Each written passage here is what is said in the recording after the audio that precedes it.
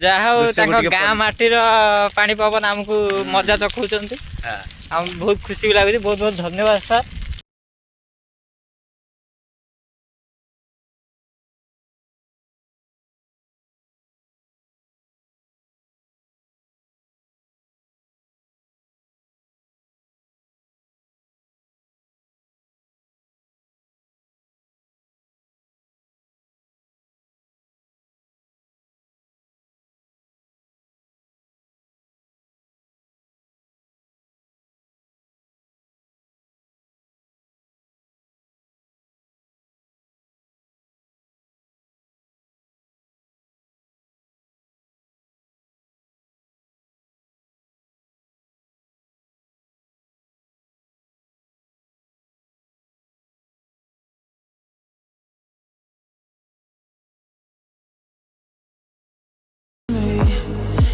I'm a lonely soul, would you love me?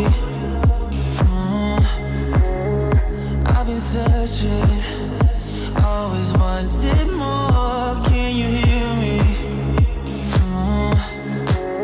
Do you believe me? That I'm a lonely soul, would you love me? ମାନେ ଦେଖିପାରୁଥିବେ କିଭଳି ଭାବେ ଚିଲିକାର ଦୃଶ୍ୟ ଆପଣମାନଙ୍କୁ ଦେଖାଉଛି।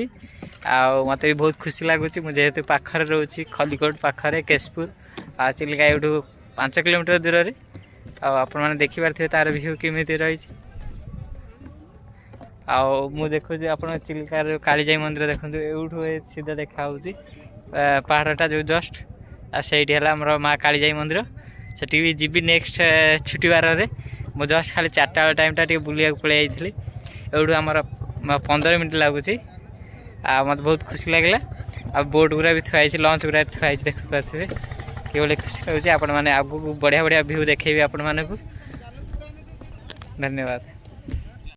ଦେଖି ଆଉ ଆମେ ଆଉ ଗାଡ଼ିରେ ଯିବାକୁ ଇଚ୍ଛା ହେଲାନି, ସେଥିପାଇଁ ଗାଡ଼ିକୁ ଆମର ବାଇକ୍ ନ୍ୟୁଟ୍ରାଲ କରି ଚଲେଇ ଚଲେଇ ଚଲେଇ ଚଲେଇ ଆଉ ଏ ସୌନ୍ଦର୍ଯ୍ୟକୁ ଉପଭୋଗ ଆମେ କରୁଛୁ।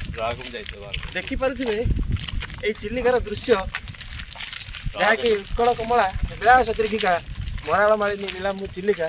ଆଉ ଚିଲିକାର ଜଳରାଶି ଆପଣମାନେ ଦେଖିପାରୁଛନ୍ତି କେମିତି ମାନେ ତରଙ୍ଗାୟିତ ହେଉଛି। এই ପ୍ରାକୃତିକ ସୌନ୍ଦର୍ଯ୍ୟ ଦେଖିବାକୁ ମିଳିବ। ଆମ ଦ୍ୱିତୀୟ ରାଧାନାଥ ରାୟ ହେଉଛନ୍ତି ସଚିତ ସାର୍, ଆସିଛନ୍ତି ଆଜି ଚିଲିକାର।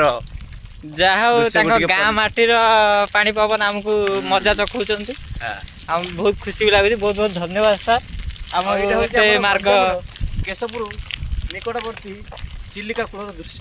ଚିଲିକା କୂଳର ଦୃଶ୍ୟ କେବେ ଆସନ୍ତୁ, এই ଦୃଶ୍ୟକୁ ଉପଭୋଗ କରିବେ। ସାର୍ ଦେଖିପାରୁଥିବେ ଡଙ୍ଗା ଚାଲିଛି। ତାପରେ ସେପଟେ ଆପଣଙ୍କୁ ଲଞ୍ଚର ବି ଦେଖେଇଥିଲୁ ବୋଟିଂର। ଆଉ ଆପଣଙ୍କୁ ଆଉ ବିଭିନ୍ନ ପ୍ରକାର ଦେଖେଇବୁ।